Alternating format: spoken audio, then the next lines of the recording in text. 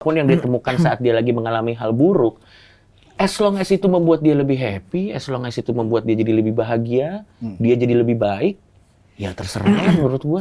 Yang penting outputnya bagus loh, bebas. Makanya kalau aneh ya, Man. Dulu Coki itu sering bilang, kalau Islamnya seperti lu, Bib, gua ngerasa aman dan nyaman. Karena gua diterima, kemudian dilindungi dan dihormati sebagai seorang dengan pilihan tidak beragama gitu.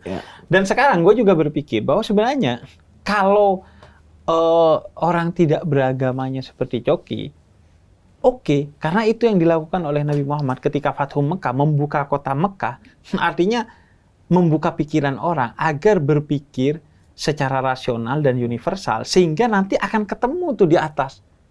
Pada nilai-nilai umumnya akan ketemu antara Islam dengan akal sehat, dengan segala sesuatunya. Pada titik tertentu ada yang nggak bisa ketemu.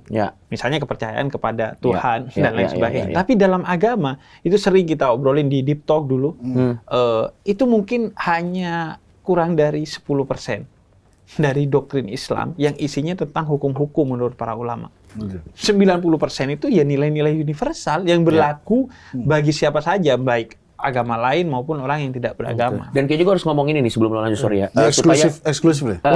Semuanya eksklusif. Supaya orang nggak salah kaprah. Maksud gua kayak tidak ada ya. Gua hanya berbicara untuk diri gua sendiri ya. Dan gua berbicara untuk diri gua sendiri karena gua tahu gua punya influence. Jadi gua bertanggung jawab untuk diri gua sendiri. Gua cuma pengen ngomong, tidak ada niat sedikit pun dari gua untuk supaya orang memiliki kepercayaan yang sama kayak gua. Ini gua harus kasih disclaimer. Dan percakapan ini muncul hanya karena gue ditanya.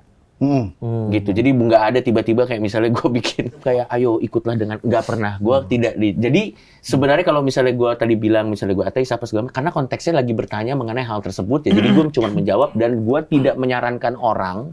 Ya gue tidak menyarankan orang untuk mengambil jalan yang gue ambil. Kenapa? Karena ya ini juga bukan untuk semua orang, sama seperti beragama juga bukan untuk semua orang gitu.